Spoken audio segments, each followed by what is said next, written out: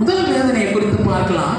அங்கே நீதிமொழிகள் புஸ்தகம் 23வது அதிகாரம் 29வது வசனம். நீதிமொழிகள் 23:29 படிக்கலாமே?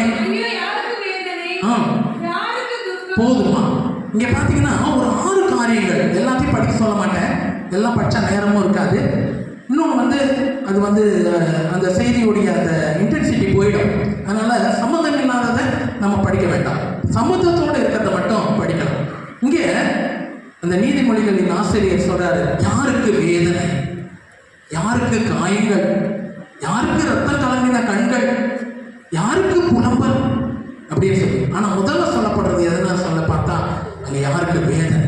6 காரியங்கள் அங்கே சொல்லப்படுது. 29வது வசனத்தில் 6 காரியங்கள் சொல்றாரு. அதில் முதல் காரியம் என்னன்னா யாருக்கு வேதனை. Who is having pain?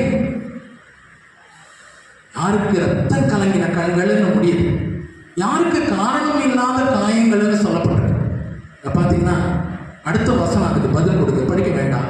அங்கே பார்த்தீங்கன்னா கலப்புள்ள சாராயத்தை நாடுகிறவர்களுக்கு, மதுபானத்தை தேடுகிறவர்களுக்கு, மதுபானத்தினாலேயும் கலப்புள்ள சாராயம், லிக்கர், அதுதான் அந்த காரியம். ஆல்கஹால் ஆசிரியர் இதுதான் ஆல்கஹால்ன்னும் போது மதுபானம்.